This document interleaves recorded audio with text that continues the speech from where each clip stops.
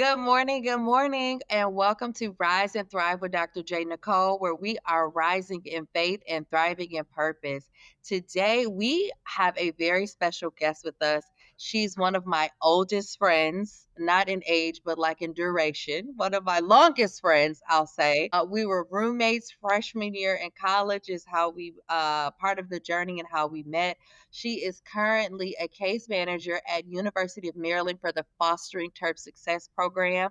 She is currently working on her doctorate at the Morgan State University and Higher Education Administration, and she is here to talk with us today about breaking generational cycles with faith and wisdom. Please join me in welcoming the amazing, I forgot, and she is author of a chapter. So she's an author. We gonna add that because we ain't missing nothing, friend. We're promoting all of the things. So please welcome me in joining my dear friend, one of my longest friends, future Dr. Chamika Ellis. Yes.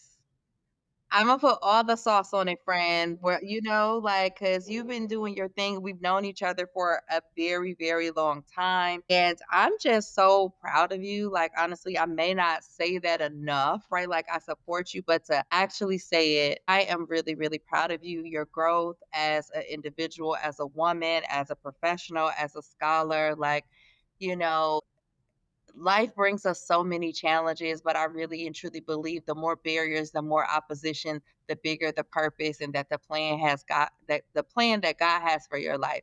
And He truly has one for your life. And I've been just blessed to witness your growth and your transformation. And I just look forward to more of that. And I'm gonna stop because I ain't gonna make you cry no thug tears. I'm a sensitive thug, but a thug for the Lord. Yes, we thugging for Jesus. Yes. I received that. Thank you so much. I really appreciate that. Yes, you are welcome. So we're going to go ahead and get into it. So many of us inherit patterns, that's mindsets, behaviors, and struggles that have been passed down through generations, right? But because it runs in your family, because that's what we like to say, it just run in the family, right? Just because it runs in your family, it doesn't mean that it has to continue with you. So, through faith and wisdom, excuse me, we can break cycles of fear, poverty, toxic relationships, and trauma to create a rich and beautiful new legacy for those who in the current generation, meaning ourselves, as well as those that come after us. So, in this episode with future Dr. Chamika Ellis, we're going to explore how to recognize and break generational cycles, the role of faith and transformation, and how to step into healing with wisdom and intentionality.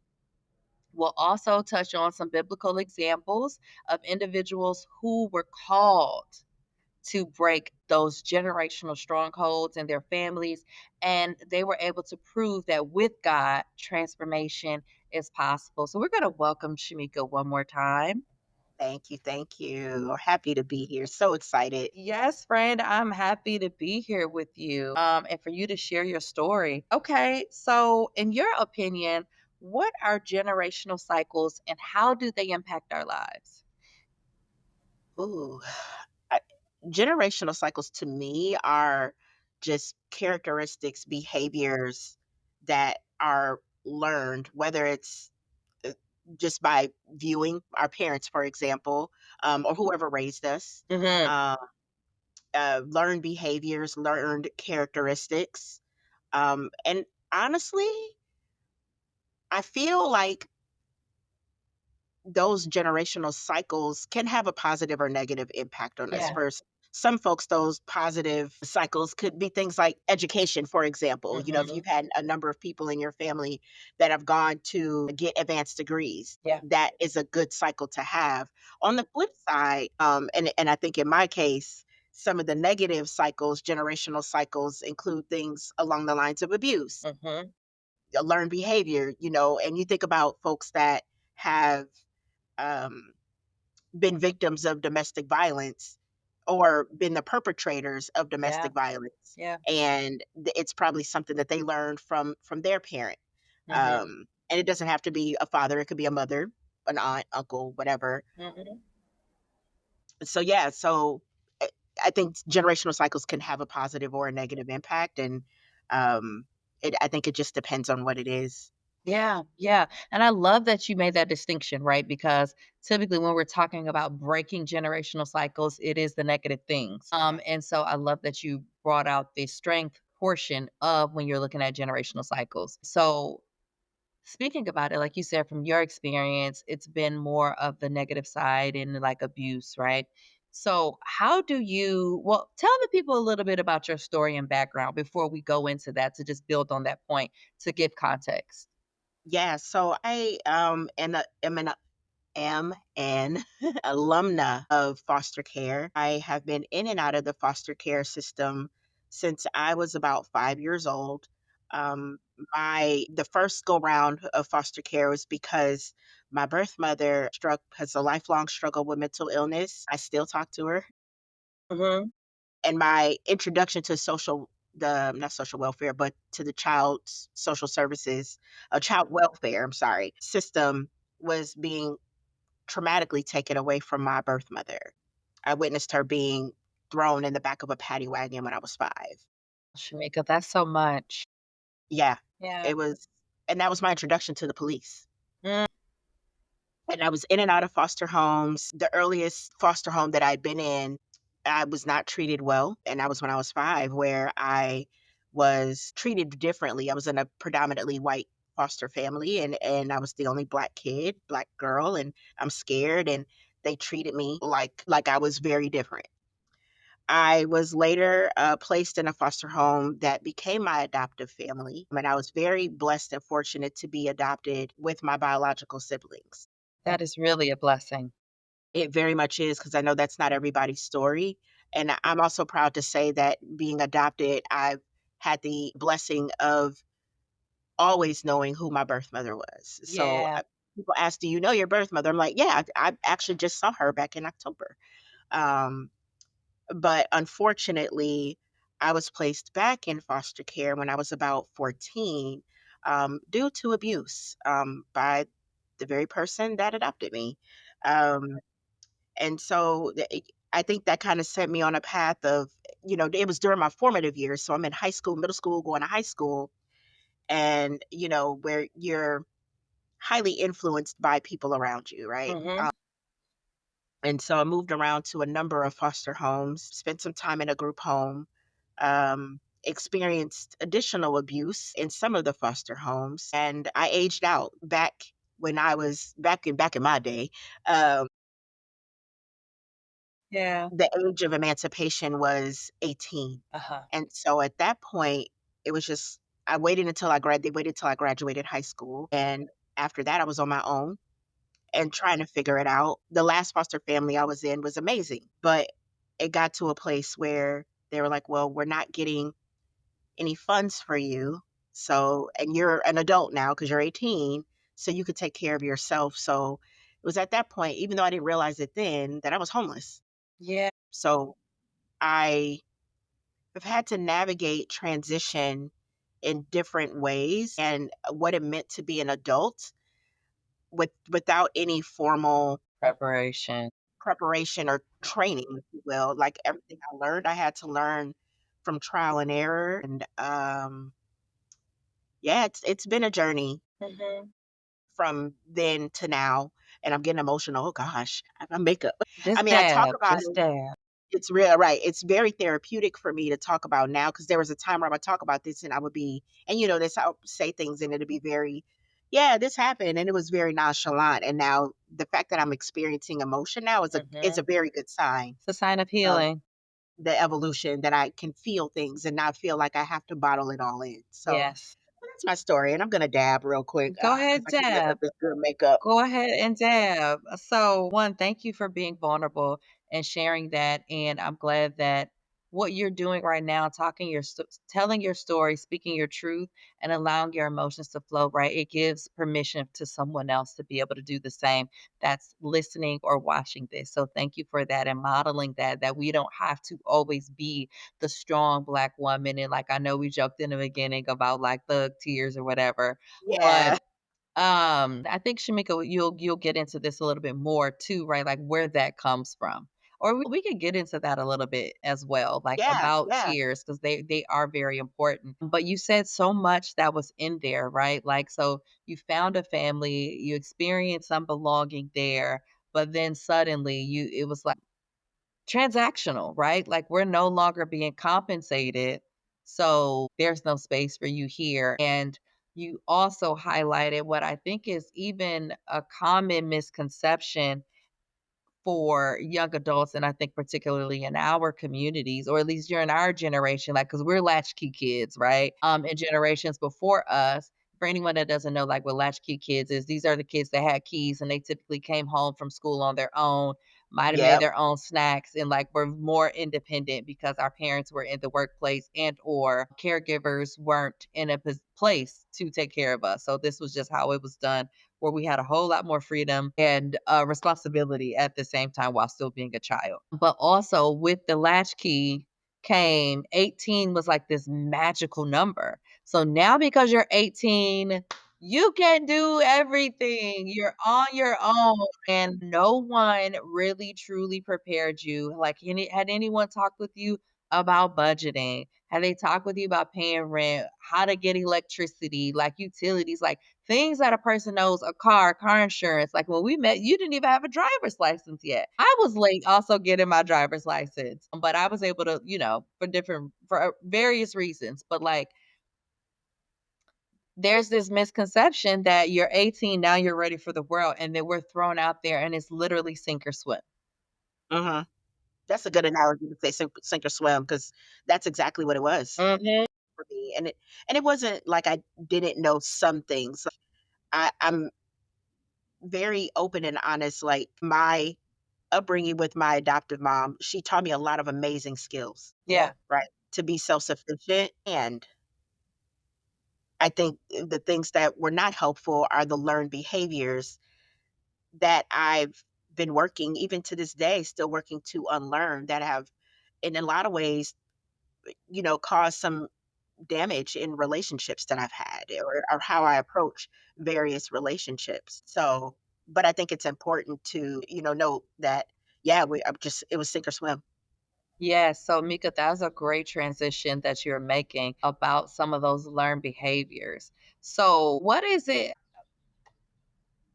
What, if you feel comfortable talking about it, right? Like, what were some of those unhealthy learned behaviors, whether it's mindset, whether it's ways of thinking? Well, that is mindset, right? Like thinking, being, doing, interacting behaviors that maybe have impacted some of those relationships. And like, how did you go about one, labeling them as such, being able to like see them in yourself, and then having the courage to like address them and do something about them to change, to learn and unlearn? The first one that comes to mind for me is the use of aggressive language to convey a point. Okay. Um, I My mother was and when I refer to my mother, I'm referring to my adoptive mother, because that's the woman Mhm. who raised me, and I will refer to her as such. Mhm. My mom she cursed like a sailor, and "MF for this, it word that," and all that other stuff, and she just had very aggressive language because Mhm. she was raised, by all boys. Um, So and so she I was grew up giving more masculine energy, very, learning to occupy that space. very much so, and I would use that a lot. I would, and even when especially if I was angry, it was just like you knew I was angry. You could feel the rage, right? And just even my delivery with things, like I had no tact. Mhm. So, but those were behaviors that I learned, because it was just kind of like, well, I'm blunt and direct, and if you can't accept that, then I don't know what to tell you, right? That one right there, the "I don't know what to tell you." Man, that one And gets listen, used a 'cause little I bit was of just like, everywhere. if you can't accept my direct behavior, then I don't know, or my direct response. Because in my mind, I was like, I'm blunt and to the point, Mhm. not realizing that you can be direct and your delivery could still have a soft landing. Or And appropriate for the context, the or appropriate, environment. but yes, Yep. yes. Yep. So that was one of the big ones. I think the other one, I wouldn't say using violence, but because I grew up in an environment, like, I was abused, physically abused, and I'm not ashamed to say that. And I know there are some people that are going to listen to this that know me and be like, "You putting out all airing out all our dirty laundry." It's your truth. It's your But truth. it's my absolute truth. I was abused, um, and I think I that showed up for me later in life, just the way that I would handle situations, and my first inclination was like, "Imma beat your A," or, Mhm. it's gotten me into trouble. Now, thankfully, not the type of trouble that has gotten me expelled from school or anything like that. In Um any legal trouble. Right, no right. Yeah. Thank God, because 'cause I'm way too cute to go to prison. I would not make it. Mhm. But just feel like that I had to address situations with violence.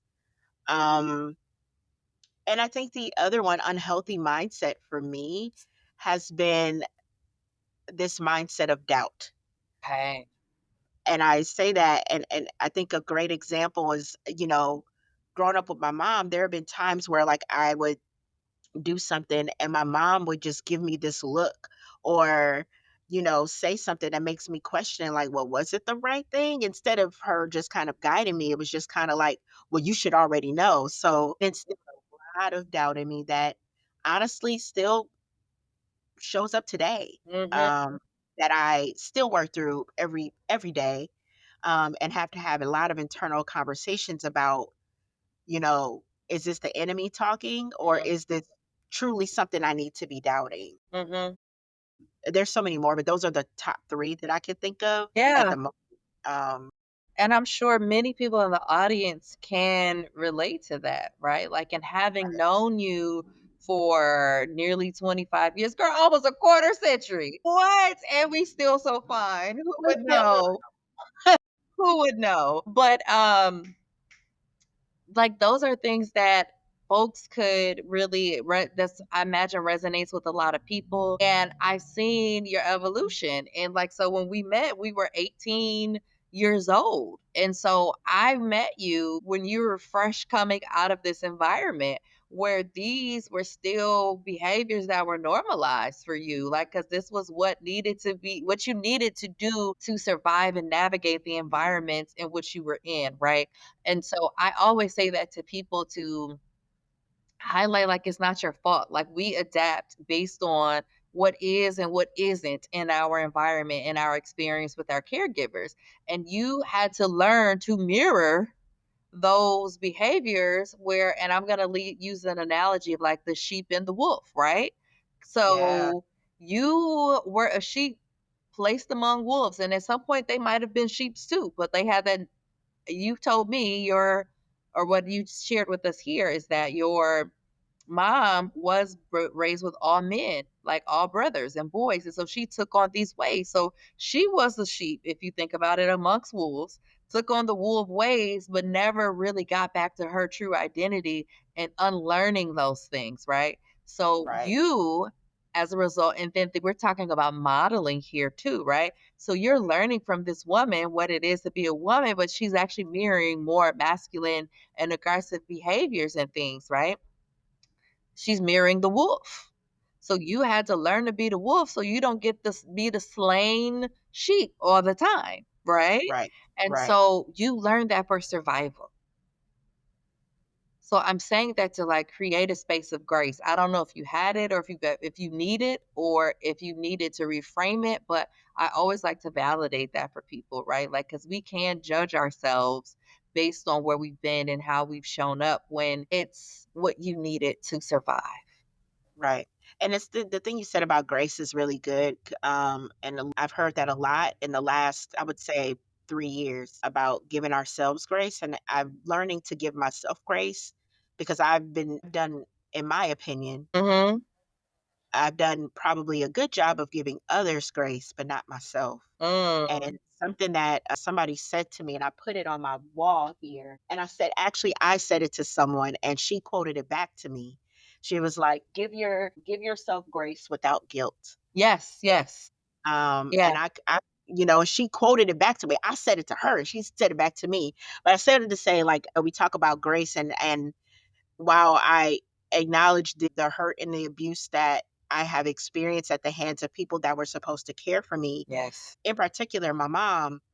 I also am not immune and not unaware to the fact that she 10 times out of 10 has suffered her own abuse Yep, and never dealt with it. yep. Um, And this is not an excuse as much as I was context, just about to say that's context and it and it's shows not an how excuse. it goes down from generation to generation when we don't have the self-awareness or don't seek the help. Exactly. Exactly. Exactly. Mhm, Yeah. mhm. Good, good, good, excellent. This is rich. So, Shamika, you are a cycle breaker. We'll add that to your resume, okay? You are a cycle breaker. And so, what has that experience been like? So, you're also the oldest sibling, too, right? So, being a cycle breaker, you're the first to go to college as a, your first generation college student, first to go to college. You are a trailblazer within your generation as well, right? So, like, what has that experience been like for you? A lot of pressure Mm, being the first mhm, college graduate, being the first to take an active role in my own healing journey. mhm. There have been times where I have been seen, just even going to college, there have been times where I was seen as too good, What you too good. mean? Too, you think Like you you're was better than bougie, everybody. you got your nose in the air. Since you got your education and everything. You got your degree, you think you know everything. Yes, yes, yes. Okay. So and I've had to navigate that too because I think I was in this space of, I knew school has always been a safe haven for me Girl, because cause you read. Your reading level, like, when I say reading level, y'all, I don't literally mean literacy level. Her speed. Like, I swear she reads, like, through osmosis. Like, she will you just put the book to her head, boom, it's done. I'm like, "Girl, how are you that far in that book already?" Like, "Oh, yeah, I finished that. She just started it 2 days ago." When did you have the time, bro? But school has right. always been your safe haven. School has always been my safe haven, and I knew that the one thing that my mom did instill was that education is going to be your ticket out, Yeah, right? I got a similar And so message. those things I'm grateful for. So it was, I guess, a double entendre when I say school has always been a safe space for me. And I think with that, the more I advanced, the more, I, I don't know, it just felt like that I was seen as bougie, especially when I got to college. I think when I got to the space of wanting more for myself mentally and spiritually, I I will say I think I might have lost some friends, or people I thought were friends because of it. Because when I started to change, the people that once I felt like served me, or I don't want to say served me, but that I Supported felt you needed them, or supported championed me. you. Yeah. Thank you. Thank Mm, you. I feel like we just went in different directions. I think even though being the cycle breaker and choosing a different path, to be honest, this impacted even relationships with my family. I think about my sister. I have 3 siblings, and one of them I don't even talk to. mhm. We're just in completely different. She's on her own healing journey. She's on her own healing journey, Yeah. and because I am on this healing journey, being the oldest, I've had a little bit more time. I think that has impacted how me and her communicate. Now, on the flip side, that has been helpful to the relationship I have with my other 2 siblings that I do talk to on a regular basis, where we're able to have more open and candid conversations, and it's allowed me to see them as, like, I want to say just as not just as my younger Yeah, as siblings. adults, 'Cause as I in a individuals. lot of ways, I took on a maternal role with them. Not that I was their mother, but I took on that role and was very protective of them and not seeing them for just being human beings. Instead, I'm like, "That's my little sister," or "That's my little brother," my little brother's not really that much little because he's taller than me, with a family of his own. So it's allowed me to just have more open conversations with them without the label of I'm the big sister. It's just we're siblings. Yeah. That's my brother. That's my sister. Yeah. Yeah, the biggest one though, honestly, the power of being a cycle breaker and how that's shown up is really just the scrutiny that came with it. And I wanna affirm you. You didn't lose friends, they lost you because you You didn't remove yourself from them. And also, what you're describing, Shamika, is people projecting their insecurities on you. And these are people, and I'm not saying specifically, as much as a generalization that aligns with your experience, is that sometimes when a person does something different, it does shift the atmosphere. You were different. You came into that space. You were shaking things up. You changed the order, the way that things operate. And some people, they want things to continue to be as they are. They want to be able to run that same program. And you're coming in with this knowledge, challenging, sharing information. You're throwing off the whole ecosystem because now you're positioned, even though this is not anything you're intentionally doing, because what I know about you is that, like, you're one of those, you're reaching forward while reaching back, right? So you want Uh, to come back and bring others with you. You want to share these things that you're being exposed to in college. And they're like, who she thinks she is? So now you messing with the positioning of people. You messing up the hierarchy, right? right. And so that shift and that change is a lot for people, but sometimes people, they don't know how to deal with you because you've gone out, you've increased their capacity. And for some, either they've maxed their capacity or they've convinced themselves that they've maxed their capacity. And I think some of them, it is the latter, right? That they've convinced themselves, right? And now you're coming in, they don't know where they fit or how to engage with you because you're vibrating on a different frequency.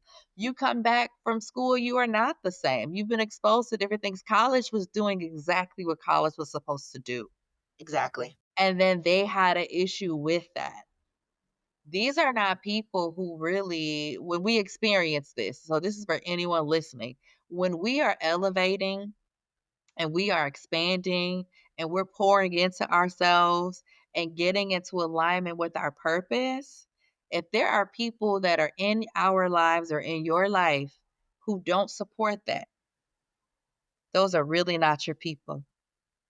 And that is a harsh reality. And Shamika, I've gone through my own version of this and you've witnessed it, right? With people who I thought were going to be in my life for like ever, or I could not have imagined that we would get to a point where we weren't talking, where I Uh, too felt like I had lost friends. And it wasn't until later in adulthood where I got the language like, no, sometimes you got to let people lose you because sometimes everyone's not meant to go with you where you're going, right? And even and you go through that, or at least I did. I went through that multiple times in different seasons of my life, and even the most immediate one. But this time I relied more on God. And I remember in my journal, because when I journal, I write to God. mhm. And I told him that I was afraid or scared. I didn't say afraid. I told him that I was scared of where he was taking me, not because I didn't think I didn't deserve it or wasn't worthy, as much as who I would have to leave behind. Right. And but I also said, but I know that you have people waiting for me where you're taking me. So, Shamika, talk to me a little bit about like what that feels like, or that fear of like leaving others behind, but still going and establishing new relationships and elevating your circle. I had a self realization moment um maybe about 2 weeks ago Hmm. where I have always been, while I know I've been elevating myself and, you know, connecting with people that continue to pour into me, Hmm. and it meant letting people go. I I know I struggle with sometimes letting people go, because there's this sense of like, because I'm trying to prove, or I was trying to prove that I'm still down, And I remember right? where I came from. Exactly. But I think that has also just kind of impacted me because it was something you said to me a long time ago, and I hold on to Girl, it. what I And say? girl, Because I be yapping. That's one of my this gifts. is a long time ago. And at the time when you said it, I honestly took offense to it, but Okay. It was when I had to sit down that summer after I tore my ACL, Mm, where I didn't have nothing but time, where I was like, man, maybe she's mm, right. You said, Mika, you are a hoarder of people and things. yep. And not Yeah. necessarily a hoarder like what we see on TV hoarder, right? Yeah. Not that extreme, but like things that I hold on to for sentimental value, right? Mhm. Which really serve no like clothes, for example. But with people and people that I will continue to allow to be in my life And occupy because space. they occupy space and now I'm in a space where I'm like, why are you occupying? It's sort of like the what is it? The woman that says, does this bring you joy? Marie, whatever her name. Kondo, the Kondo. Marie Yeah, Kondo yeah, method yeah. for Uh-huh. people, right? Does this bring you joy? Yeah. And I started going through my phone like 2 weeks ago and just because when I tell you I will hold on to a phone number, How many contacts was in your phone? Have you ever looked at the number in your phone? Because 'Cause it'll tell you how many contacts you have. I I could know tell you right I now, know I actually. have a lot too. Because I was like, what is happening right now? But I said it to say, like, just trying to let go of people that it's okay to let them go. And especially if it's not reciprocal. Like, if you don't check in with them, when would you hear from them? Exactly. And an excellent example of this, and this is going to sound bad because We're to not some people, judging it. some listeners, because they say honor your mother and your father. My mother, Well, I've had to let her go. now, toxic relationships are a thing. They are, but the one of the controversial ones Yeah. is like, letting go of a parent. And you're seeing a lot more in the social realm of, releasing, toxic relationships, even if they're with your parents. There's a woman that I follow, Dr. Dalicia, who does a lot of work about toxic mother-daughter traumas. Mhm. Um, honestly, I had to get to a place where I needed to let my mother go. Yeah. And it was a place of forgiveness, and I can't continue to go down this road of wanting to have a relationship with you Mhm. but it's not being reciprocated. What's interesting about this, Shamika, she let you go at 18 when she said, "We're Yes, yep, and now I will say we did have a relationship, um, after I graduated undergrad and even through grad school, we actually had a relationship. And even when I started working when I started working at UMD, and then it just suddenly stopped. So I do wanna ask you that who nurtured that relationship? I'm gonna be honest and say it was a little bit of both of us, but there were a lot of things that were left unsaid because I was so afraid to address some of the traumas because I finally got the mother-daughter relationship that I wanted. And so You I know, s that's I didn't even address it, and now I'm at a point now where I'm like, I can't continue to move through life not addressing my own traumas and also not addressing harm that might have been done from somebody else. If I go through it's sort of like in a romantic relationship, right? Where your partner will say something or do something that just really bothers you, but you don't say anything about it because you don't want to be a nag because they a good man, Savannah. waiting to exhale quote. But you don't want to address it, but then it's just like it keeps nagging at you and the problem gets worse, right? Yeah, resentment. Right, right, right. So I got to that point. So with my mom, once again, it was the both of us that nurtured it. But I will say it started to be more me. Mhm. And I felt like I was also trying to nurture the relationship she had with my other siblings. And that didn't go well Mhm. at all because then it turned into, well, I'm the mother, so they should call me because I'm the mom. When And I'm not parenting trying to is make it about about my mom. I don't no, even no, no, digress. no, Mika, you are speaking your truth. You're speaking facts about what happened. And that Yeah, right there, Mika, that is one of those things that stops people from speaking their truth. Because let's be honest, sometimes we are programmed like gangs when it comes to families, and particularly listen, moms, like where listen. it's fighting words if you talk about my mama. Even if it's true, we not talking about it, right? Like so Right. you're not saying anything bad. You are speaking your truth. And sometimes people will take that and distort it but y'all are operating on two different, I'll say programs for lack of a word, right? Like rules of operations, right? Like codes, two different codes. That's where I Yeah. want to say. Yeah. You're Yeah. operating under two different codes where yours is more honest, even though that what you just said, right? Like, and the need to feel like you need to protect, right? Like that keeping it real, but when really it's dishonest. It's Right. not Right. actually a reflection of what's happening. And we have all of this conditioning of silence, which actually reinforces the negative cycles that you're trying to break. And then what Exactly. happens as the cycle breaker, you talked about pressure earlier. There is pressure put on you to either conform or be ostracized. And you, what I hear and knowing you all these years, is that you have struggled with that, right? Even though they have the room to make their choices about what they do, but Shamika had to be in line with their program, which in a lot of cases was unhealthy, untoxic. Not saying that it was that 100% of the time, but that was a overtone more than a undertone, which can cause a lot of stress. And then I know you, Mika, you want to have connection. We all want to have connection. We're wired for that. It was just figuring out how do you, when abuse has been normalized, right? Like, know the difference between healthy connection and connecting just to have a connection. That's good. Yeah. Like, and I think a lot of us can struggle with that. And it can go over into romantic relationships. It can go over into friendships because then you'll find yourself sometimes in patterns that are very familiar to those that you experience that were toxic before, that may have been abusive before. Like we call that repetition compulsion, right? But it's unconscious that we're repeating these things or back in these spaces because it's also familiar. We know how to navigate it. Right. Right.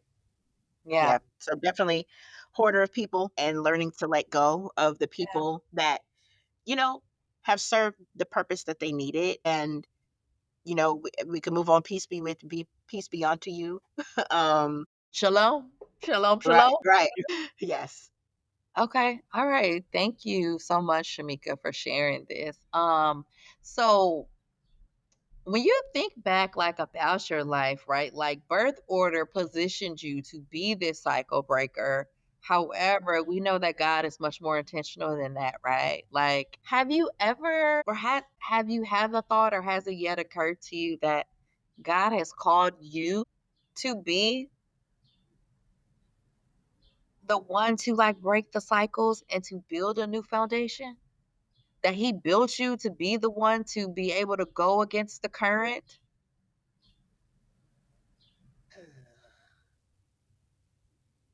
You know, I've always had a healthy question of what God's plan is for me. Um, and I don't know how to answer that. I think the answer is inherently yes, but I think I'm still trying to figure out how. Okay. Um, and it's so interesting. My faith has ebbed and flowed over the last decade. Mhm. I would say in the last maybe honestly probably since COVID. Mhm. Actually, no, I would say probably prior to COVID is where I think my faith has been tested, and I've questioned and really tried to delve deeper into Mhm. what is God's plan for me Mm.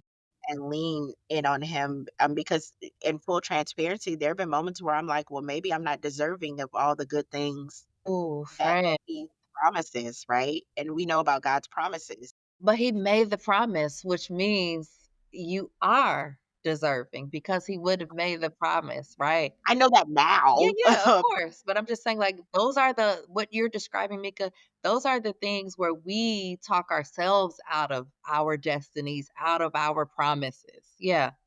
And I just remember having a moment where I will pray for everybody else. When people say, "Keep me in prayer," I was that one. Imma keep you in prayer, not just when somebody say, "Pray for me," and then that is the prayer, that's not it. Like, I would actually pray for them. Yeah. But when it came to things that I want or that I desired, I would not pray for it because I didn't think I was deserving of it. And I still grapple with that. I'm Mhm. much better now, but I still Mhm. grapple with it. Mhm. And it was funny because I just went to my church does this thing called Catalyst once a month, which is like a Uh-huh. night of miracles. And one of the title of the sermon was "Get Your Hands Off My Stuff." It's just telling the I enemy, love this. I want these things, not just say if it's your will, just to It's say like I mine. want these things, right? It's mine, and being clear to God about what you want. And that was my journaling this morning because it's similar to you. I have to write down my prayers, like journal Mhm. about them, because if I bow my head, my mind goes a different direction. So I need to write it down. I'm that one. I'm like, I'm praying, closing my eyes, and then I'm like, what's for dinner? Anyway, so that was the thing I wrote about today is like the things that I desire and knowing that God promised me the desires of my heart, right? He put them specifically in you because they are Right. for you. Right. And so to go back to your original question, I'm still trying to figure out what is God's purpose for me. It's starting to become a little bit more clear in the work that I do, the opportunities that have come my way. But one thing I do know for a fact is that, God has put me in positions where I'm able to break cycles. Just haven't figured out like, am I supposed to be the person to do it? Am I the Boundaries. Yeah, yeah, so, like, is it me or is it, like I don't know. So I don't know how to answer that Yep, just yet. and you don't have to. Couple of Yeah. things came to mind. The Ty Tribbett song, "I Want It All Back," Yep, and then when he's like, "Give me my stuff back." yep, yep, yep. I'm So telling you that message was just it resonated, and I was like, "How timely is that mhm, to have that?" And one thing that he said was like, "Some things don't need hands, they need your faith." where And I you was gotta just take your hands off of it and your eyes off of it. exactly, Yeah, exactly. that's good. That's Those are good. lessons that I know that I have learned in the past too with, trying to do things my way and instead of just letting God put his hands on it Mhm. and take my hands off of it. I think about, the time where I thought I was gonna have a job right after my old job and I was fun employed for 3 months. And then right before I was gonna go back home to Milwaukee, I got a job at But Maryland. what's beautiful about that story, without us going too deep into it, right, Right, is that God covered you. He showed you that He's provide. And you said something earlier about how. You're not sure how. right, How is not right. your responsibility, friend. And this is something that I've learned within the last 8 or so months, right? Like you've been witnessing my own transformation from where I Yeah, was a year ago to now, right? yeah, And letting go of the how. And so when he tells you that that's what it is, the how is not your responsibility. And I think the how is what gets us in trouble a lot of times. That how is a result of, I think, our experience with individuals, with man letting us down, that we have a hard time trusting God to do it. And so we're yeah, projecting our experience of it and even our attachment styles, right? Like I talk about it's like a spiritual attachment. Likely, instead of our attachment to God showing up in our relationships are showing up in our attachment to God. And we got to recorrect that. We have to correct that. Yeah, it's a thing. So we have to separate that experience, the earthly experience from this. And even though we have the language, we got the receipts, because I say the Bible is a book of receipts. That's what I call right, it. right, It's not right. just a relic, it's not just a history book. It's living and it is a book of receipts. And those receipts that's in there become your receipts too, right? And it's a reference. But we have it flipped upside down when this is the most secure relationship that we can ever have, and the one that we really need to have to really get into our healing and to really get into alignment of purpose. And I want to encourage you, if you haven't already, or maybe change the way that you ask, right? Because I hear and there getting used to like asking and worthiness. I can clearly, to me, right? My clinical brain is also hearing it in my history with you. These are deposits from everything that you survived, right? That we have to release, right? That might tell you those things. But and even what you said earlier, is this the enemy trying to cheat me out of my stuff, trick me out of my stuff? The promises. So those are I want to encourage you to ask God to show you what your purpose is and to give you the strength, right, and the courage to receive it and preparation to carry it out. That's good. Yeah, like that has been a game changer for me. There's so many other things that I've just done on my own in private and quiet, and I see God answering the prayers. And this is one of them. This platform is like part of that and creating the space because I see what He has done and what obedience can do. And when we let go of the how and we take our hands off of it. Right, right. And it makes me think of this also, this metaphor with like pancakes, right? How do you and we pancakes is a thing with us, y'all. So when we were Yeah, we were freshmen roommates, we used to make pancakes all the time. And back then, Mika coined the term Brenner. This was the first time I ever heard it. I don't know if someone was already saying it or if she should have got a trademark on it, but like should have. she was talking Brenner back in 2000. And so for the 99 and 2000s. Um, and so, but the thing with pancakes, right? Like you have to have patience. You have to wait to get that beautiful, even brown color underneath on that first side. You gotta wait. And you gotta have your heat temperature right. You gotta have your butter to oil ratios Right, right. right, You gotta have those things right. Clearly, we do pancakes, y'all. But what happens when we flip the pancake too early? It makes a mess. And we're yep, sitting there, we're watching it. We know you gotta wait till the bubbles on the top, on the right. top before you flip. How many times, and this is a real question, not a rhetorical. How many times have you flipped your pancakes prematurely? Too many. Same, Too many, exactly. And too so many. I feel like that's how we're like the pancake with God, right? Like He don't need our help. Right. But we do gotta pray. We gotta be in communication, but we be acting like He needed assist. Listen, I be like, "You need help over there? Is there a tracking number? You need me to look?" Exactly. He don't need our help. And so Right. then we make a mess and then we go to him and we be mad at him or trying to hold him accountable when all we had to do was wait for the bubbles to finish. Exactly, exactly. That's a Yeah. great analogy too, but Yes. there been a lot of times, where I would try to do things on my own, Mm. and I was just like, "I'm good, I got it." God gave me the tools to do this, right? And then instead of just, I pray, but like, God, give me the strength to do this. And then I still go do it myself. It's like this influencer that I follow, Christian influencer, and God would be like, go do this thing and or don't do this. And she'd be like, I'm gonna see for myself. Literally me. Gotta mess around and find out.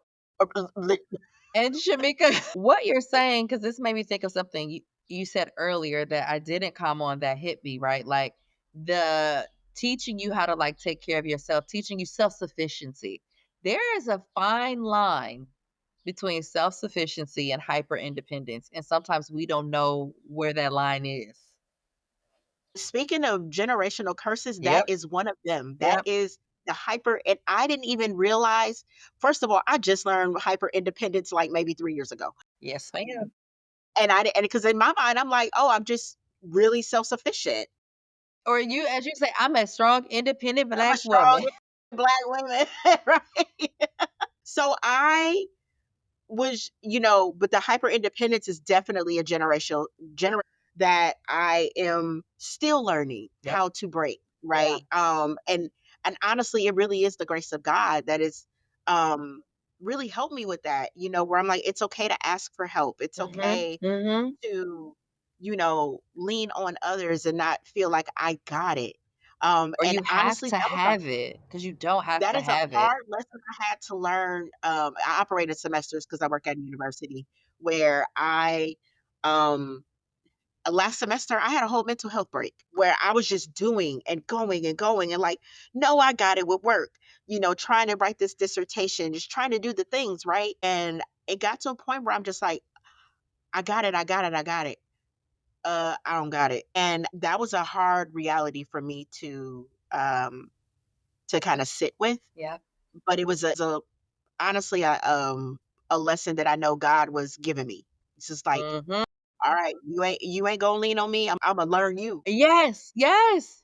Yes, that's exactly And what he those are things that I does. learned growing up. My mom was a fiercely independent woman. She did a lot. Like my mom she renovated her own bathroom by herself. The only thing That's she included was the wonderful. electricity. She was amazing. She could do a lot of things, right? Mhm. And Sound like she she had a gift taught that me maybe those was things. underused. Right. I mean, she got her coins for it, right? But like she taught us so many things about being independent, but it was to the point of hyper independence because I'm also the oldest. So I just felt like I had to be the example and I had to be perfect. And there was also language you used earlier where she would just give you a look like you were supposed to know when the role of Yes. a parent is to teach. And I think a Yes. lot of times parents focus more on correction than connection or bringing the balance between correction and connection. Oh, that's good. Yeah, correction versus connection. And, Yes. and we Yes. need both though to raise We children. absolutely need both. And to But be it was clear for the audience, neither one of us are parents. However, we listen, deal with everybody else's kids. So everybody else was getting it. we've not birthed anyone, but we have parented many a generation of Definitely. students because we've Absolutely. working through higher ed and then through like service projects that we've done. Even our peers when we were undergrad being student leaders. So we're not Yes. giving birth, but we have parented many. Yes, yes, absolutely. And I think that thinking about that, often wonder because I want to be a parent, Mhm. and I wonder what would I be like as a parent? Because for the longest, I was scared that I'm not going to be a good parent. Like I'm going to be just like my mom. Both of them. Am I going to struggle with severe mental illness like my birth mother? Am I going to be frustrated and abuse my kids like my adoptive mother? Over time, I have grown to, know that those things are not true. I'm not Yeah. either like I have aspects of them that are good, and the negative things, they don't have to go into my future. They don't have to, you have that choice. Exactly. So, So, Mika, you said something that I think is a good transition into this next question. So, uh, talk a little bit really just like about the power of like prayer, other spiritual practice, and just like a intimate relationship with God and how they contribute to the renewing of your mind and spirit and body to really shift these generational patterns. yeah, like I mentioned before, I used to struggle with praying for myself because I didn't think I was deserving. And I got baptized later in life, went to church faithfully, was involved in all those things, but I still didn't believe it. To be honest, it wasn't until 2017 I had got injured. In a ATV accident, tore my ACL. That whole summer was a bust. It wasn't a So bust. I mean, I say it was a Yeah. bust, like Uh-huh. socially. Mhm. Like I was just like I was forced to sit with my own. God will bench us. He will bench us. He put me on the bench. And that was a really hard year. What started out the first half of the year was great, but our dear friend passed away. I was injured at the time. Me and your relationship had kind of was on the fritz a lot.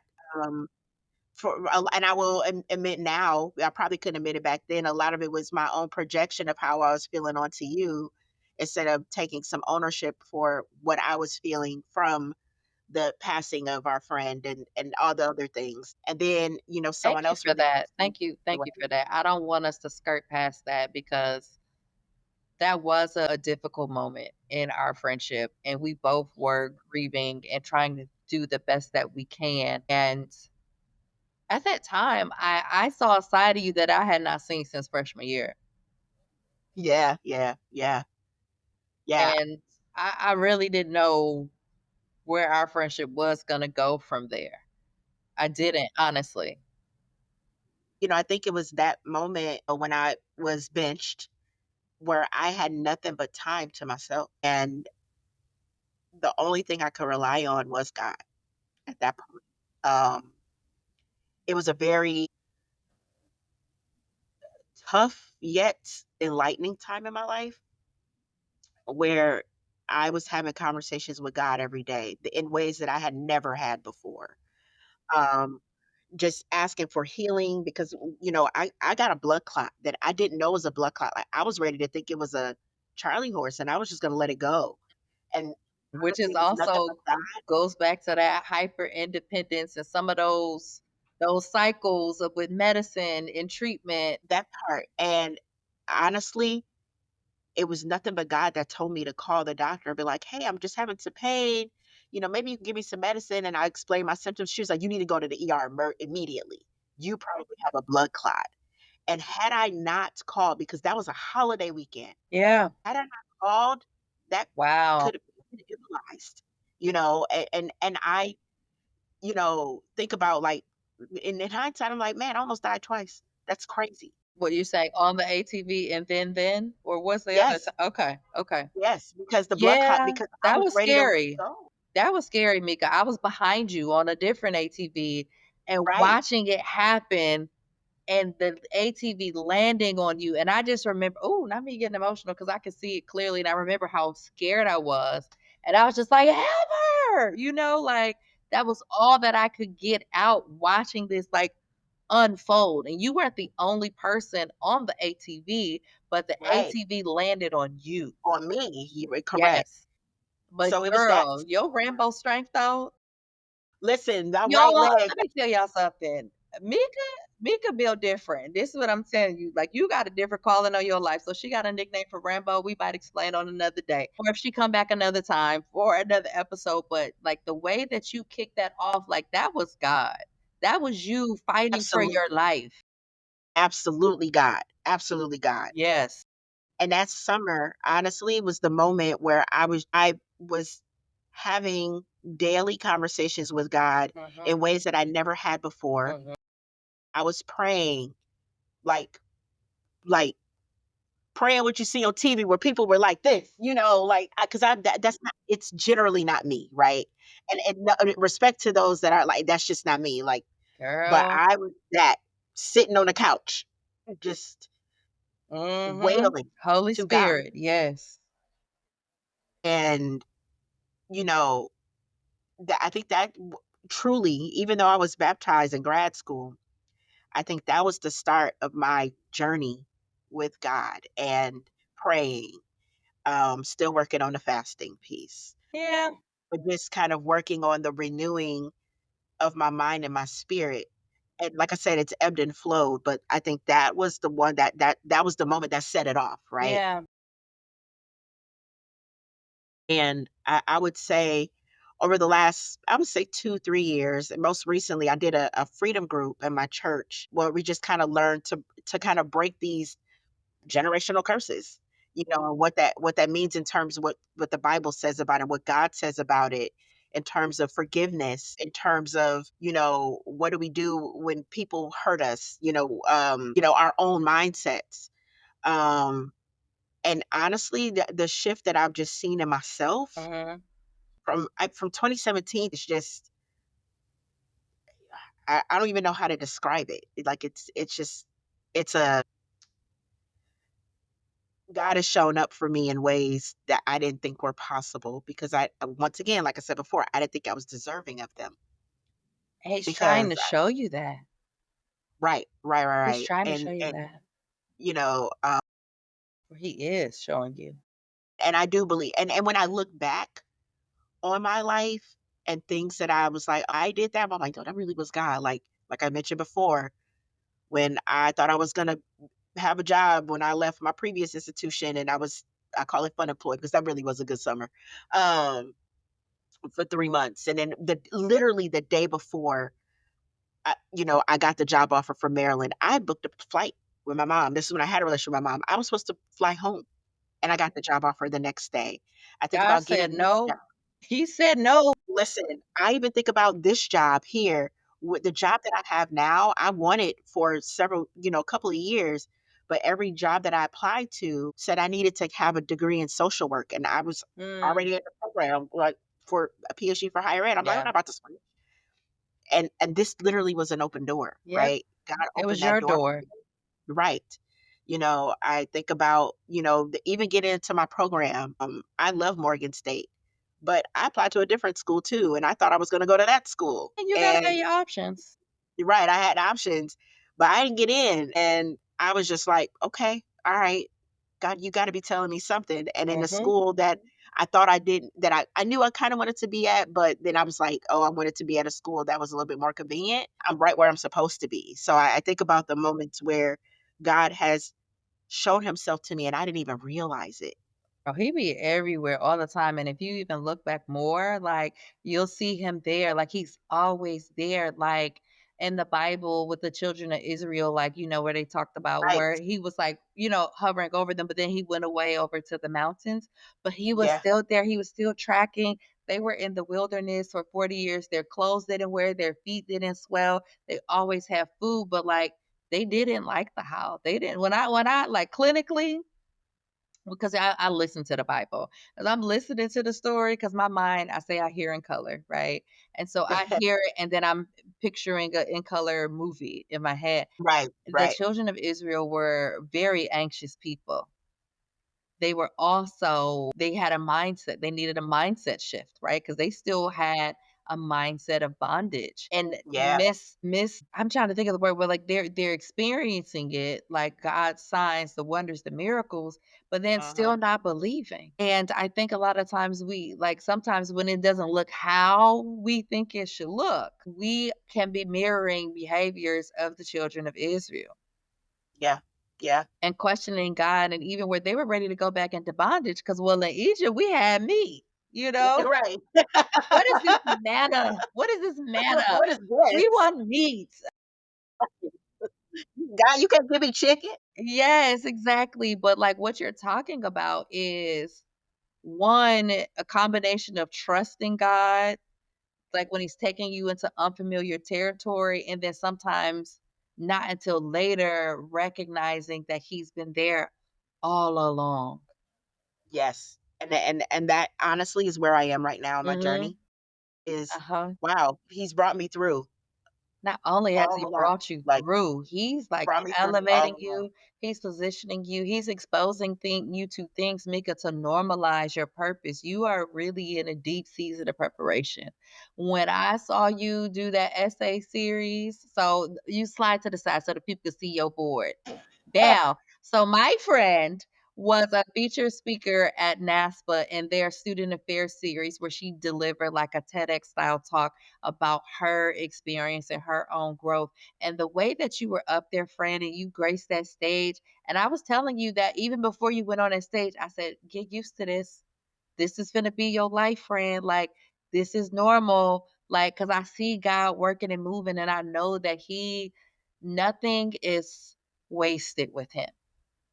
And Yes. all Yes. those things that you've experienced, those barriers, those hardships, and I'm gonna borrow this from a previous guest, Quandra Masura. You know Quandra.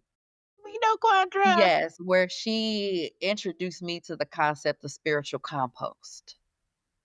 Yeah, girl. This all of these experiences you had are spiritual compost. And what I love, Mika, like if you did not go into like your healing and just stayed on the surface of your hurt, you would miss the soul lesson of all of this and understanding that this is our preparation and he is elevating you, he's keeping you, he's always had his hands on you. And when I think about you, excuse me, it kind of makes me think a little bit about Gideon in the Bible. Excuse Yes. me, Yes. Yes. in, the book of Judges, where he came from a family and a nation that were trapped in fear and idolatry, and they were worshiping Baal, and God called him to be a cycle breaker, and he had to tear He down did. his father's Baal altar, right? So let's talk about That it, right? was Like, we're going against the dad, you breaking something of your father? Like, what? right. And he's like, well, you want me to do what now? Right, and so he doubted himself in the same way that you spoke about experiencing doubt, worthiness, why me, right? Like, and I'm just, we use that word sometimes with ourselves, right? But that we've learned that word in the way we perceive ourselves from something somewhere else. That was something that was imposed upon us. But he stepped into his calling and he broke a spiritual stronghold that had been keeping his people in bondage. So it's like, even when we feel unqualified, the thing about it is, I heard this somewhere recently where God doesn't call the qualified, He qualifies the called. And all we got to do is accept the call trust, believe, be obedient, and then sometimes wait because we gotta let God cook. If we be trying to flip the pancake, when all we gotta do is let him cook. Yeah, it was something that, the pastor said last night. He said, and I'm gonna pull it up. He said Mhm. he talked about Christianity being a wrestle. And he said, when God gives you a destiny, it's a wrestle. And so sometimes when he gives us something, still gonna make us wrestle with it, right? Because Mhm. it might not be what Mhm. we want to do or feel like we are deserving to do it. And so and it's a wrestle. And I'm even doing the essay series, I almost didn't submit for Mhm. this, funny enough, my aunt's calling me. I almost Hey, didn't submit for auntie. it because I was just like, who wants to hear my story, right? Like, is this even good enough? Wow. Because it's one thing to be in a book chapter, but it's one thing to be on a stage. And I'm like, I don't know about this. Mhm.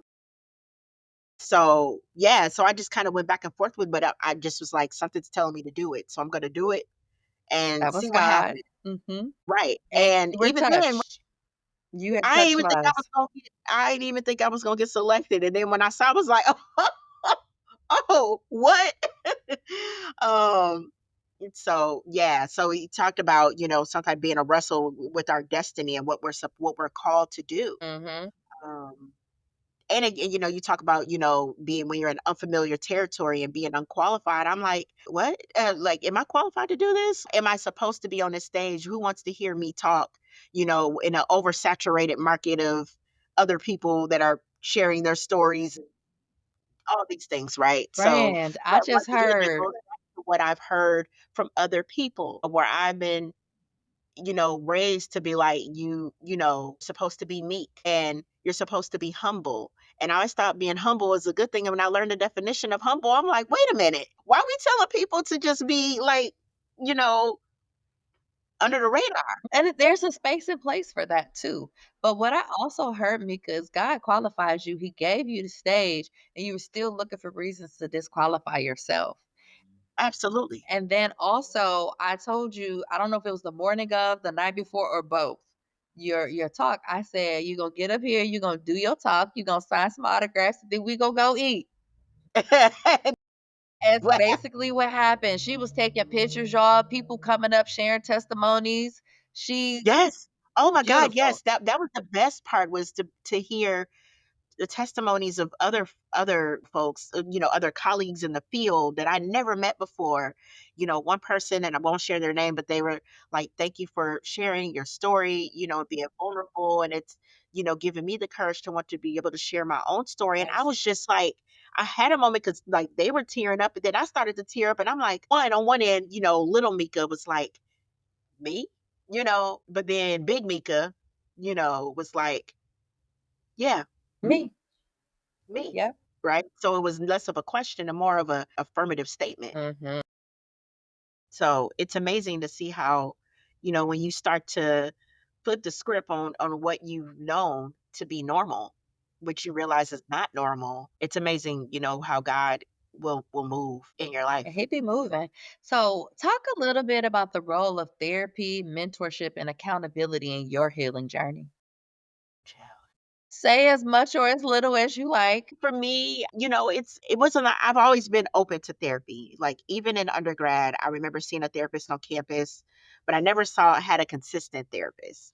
I did have one, but then she went out of network. But I think over the last 6 years now, 5 years, honestly,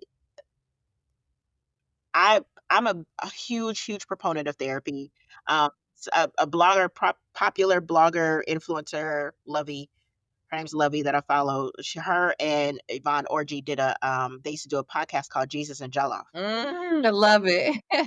One of the things that they said was therapy is cardio for your mind. Love that.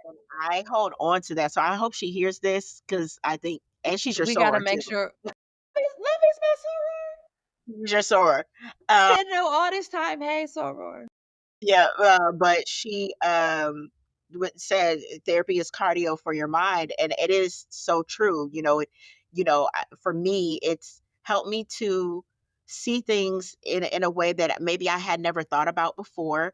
It has certainly challenged me to the point where I'm like, not you coming for my edges right now. Like this ain't what I pay you for. Um, But it kinda is. but it is though, and my edges are still here, so they did grow back actually, so but it's also made me realize, that therapy for me and for others is good even when nothing is wrong. Absolutely, it's maintenance. I think there's the misconception that you go to therapy when something's wrong. And I'm Mhm. like, no, you it's literally like cardio. You need to do cardio to you got to keep it up to kind of keep your heart rate up and lose weight and keep your metabolism going. All those things. It's the same thing, And with therapy. to build on that, like, the trauma is like the equivalent of the weight, right? Like, if Right. you're in the gym, if you're doing cardio to lose weight, right? Because sometimes we might have an immediate thing, like there's an event we wanna get ready for, we're ready to do trauma. I mean, we're ready to go in the gym. Same thing is an event that brings us to therapy, but sometimes we have a lot of behaviors, other things underneath that contribute to then we gain the weight back, and so then we do like this. Right? Yep. Instead of really, like, cleaning house. I would say, like, therapy is one where we wanna go down, right? So once you've gotten out of that immediate crisis, there is room to get to more of those underlying things so we don't find ourselves back in those same places, or there's an Right. opportunity to explore other parts. Because once you get so, like, if I like to think of like therapy sometimes when I talk to people about like our histories, our background, once you kind of process the things, it makes room for the next thing to organically float up. Yes.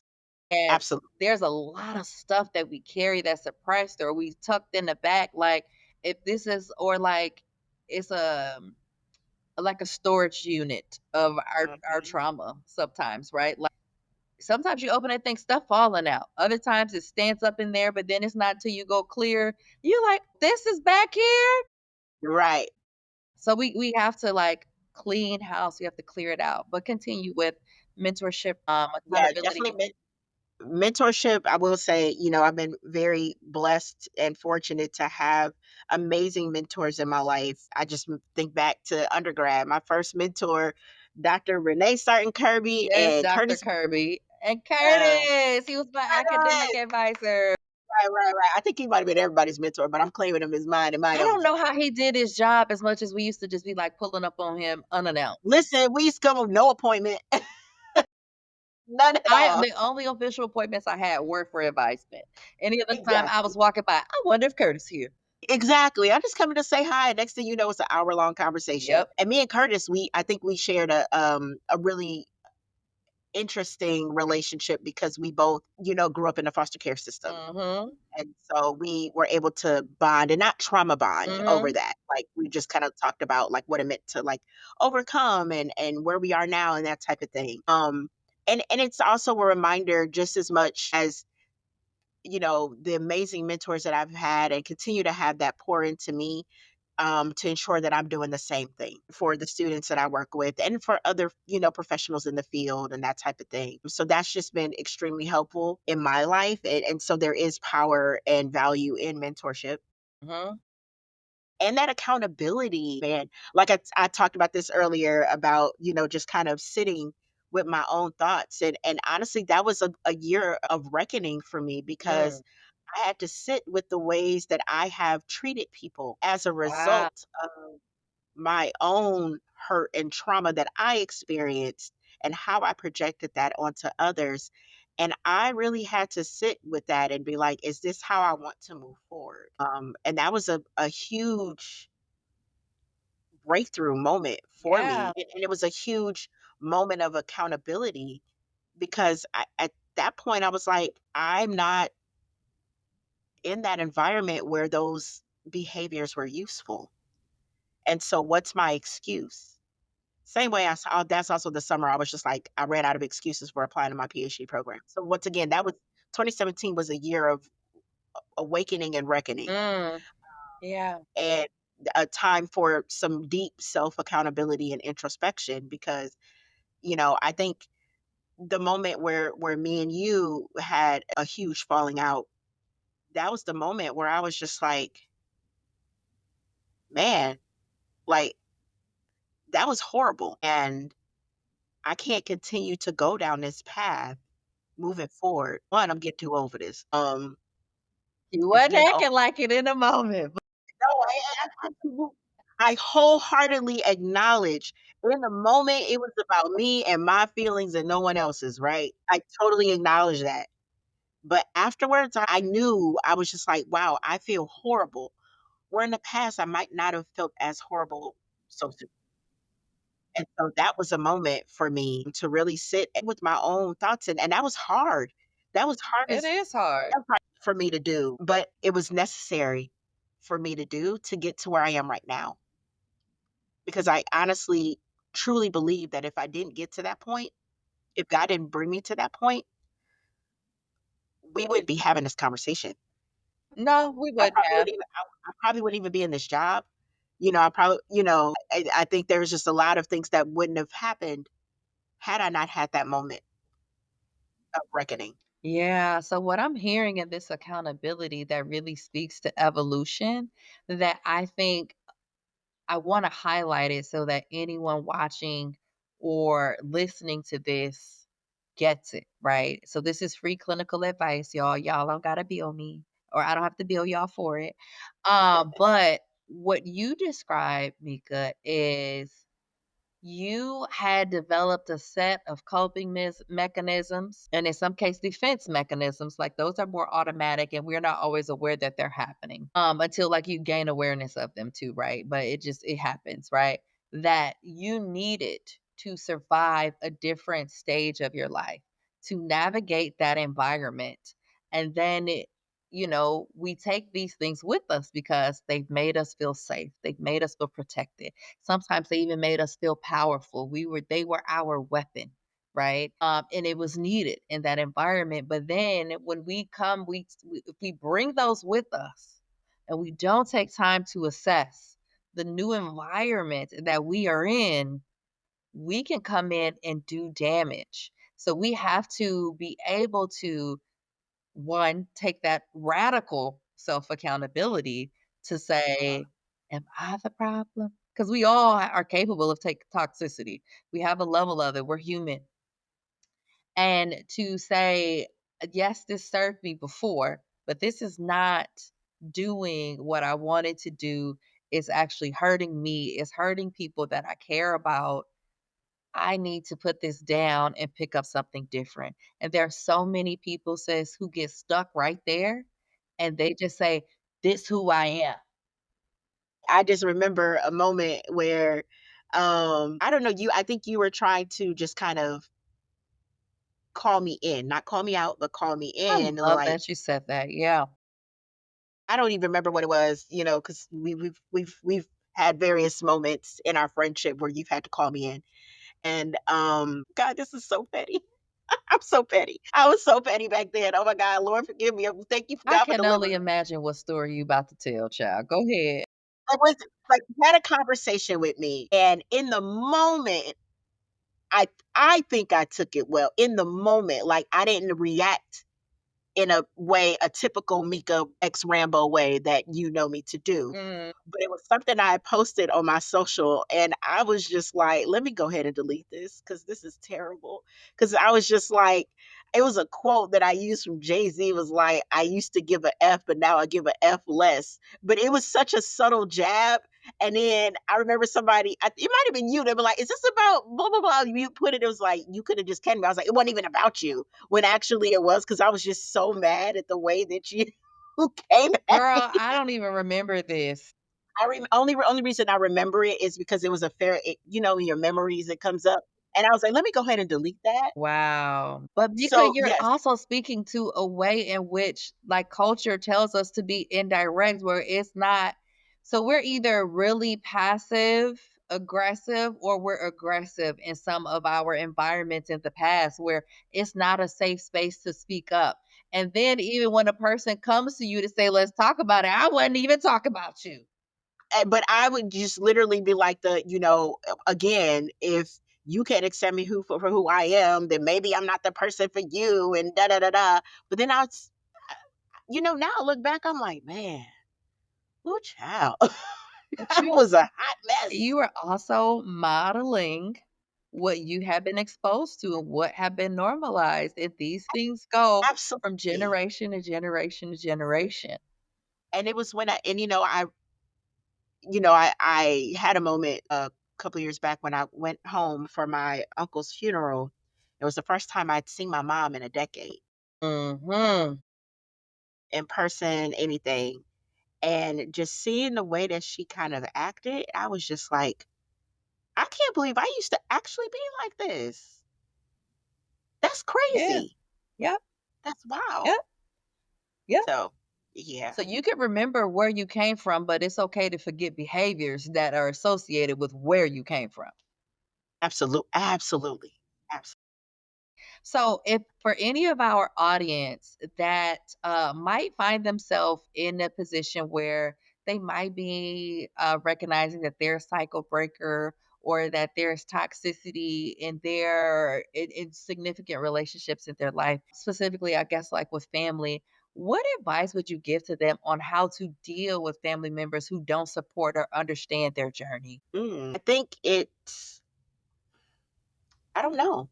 I don't know. I will share for me at the time, it was just easier for me to just like, I don't really talk to you anyway, so I'm just gonna continue to not talk to you. Um, A but for separation. right, separation. My first inclination, you I've been more intentional about this is just to pray for them. I think once again, going back to my mom, I know it's probably repetitive, but I think about the lack of relationship I have with my mom. And all I could do right now is pray for her. Same with my sister. I also think it's really important to establish I boundaries. was waiting for you to say that. Yeah, Yes, right. one of my Boundaries favorite words. is a really good one, and it's something that I, really struggled with for a while Mhm. with boundaries, which is a part of that, wanting to hold on. I'm anxious attachment style. So, wanting to hold on to people. At some point I needed to establish boundaries. I think about when my sister was a great example of this where she said some really, really hurtful things to me. And it was that point where I'm just like, I need to just figure out how I move with her. And it meant just really setting hard line, like, I'm not going to allow you to be I'm not going to allow Allow me to myself be to your be your punching punching bag. bag. Yes, Yeah. thank you. To be your verbal punching bag, and be clear in that.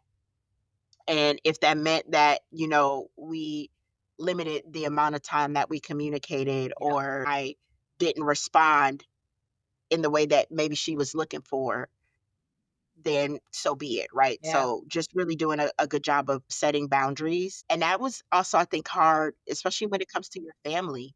And I think for any of the listeners out there, where we hear that like blood is thicker than water and blah, blah, blah, blah. That blood But should treat us better.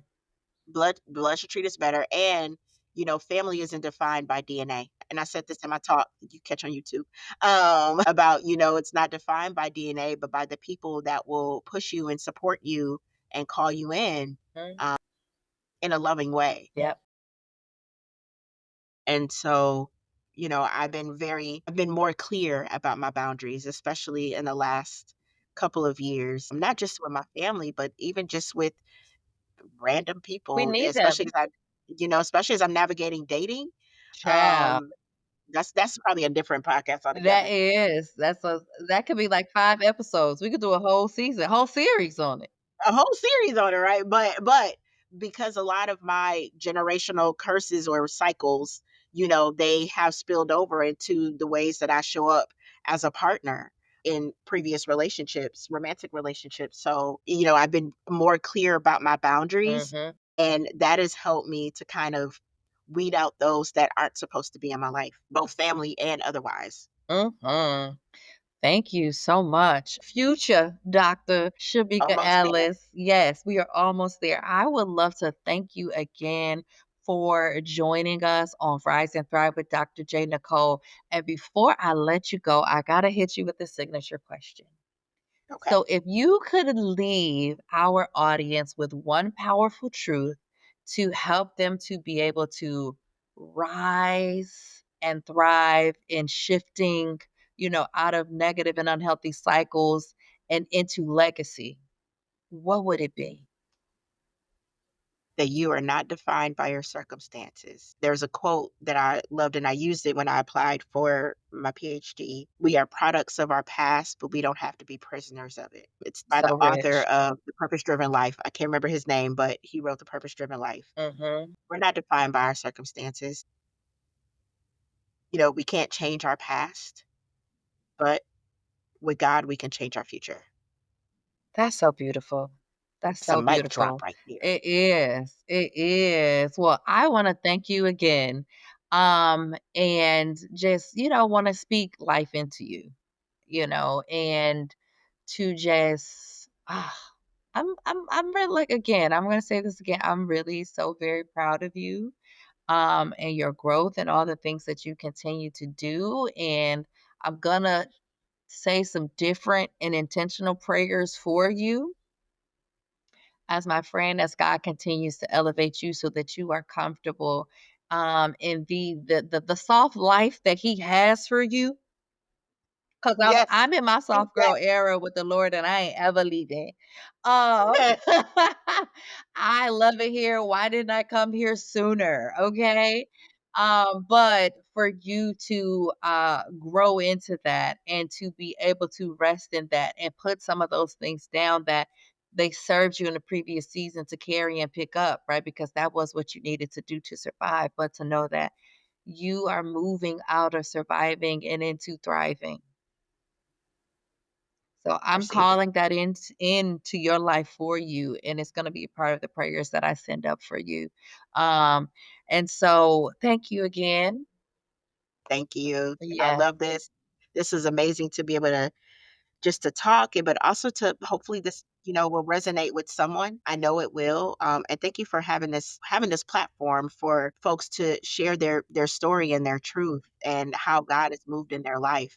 listen, I thank God for this platform too, right? Yeah, Like it's good. And yeah, yeah, and I'm glad you could be here to be able to do that and give him his glory, right? Like, cause that's what it's all for. And I guess going back to what I was saying about speaking life into you is that every day that you wake up, friend, if there is breath in your lungs, movement in your body, functioning in your brain, you are here. This is also for anyone watching or listening to this. God is not done with you. And if you're unclear on where to start, where to go, what to do next, just ask Him. Show me what to do next. Guide me. Show me what to do. Some of us, we need to surrender, letting go of the how, taking our hands off of it, and giving that to God and telling Him to trust you. I mean, that you trust Him and to really just allow Him to move and work because our a lot does not even compare to His little, and he will bless you exceedingly and abundantly, and you worthy of it and you're deserving of it. So get used to receiving it, friend. thank you. You're welcome. All right, one more applause because I'm gonna give you all your.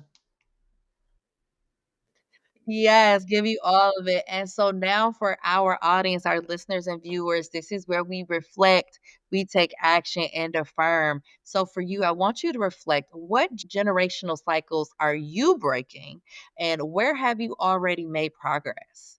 And to build upon that, we're going to take action. I want you to identify one practical step that you can take this week to start creating a new legacy.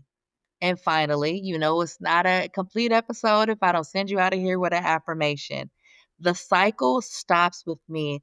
I am creating a new legacy of faith, healing, and wisdom.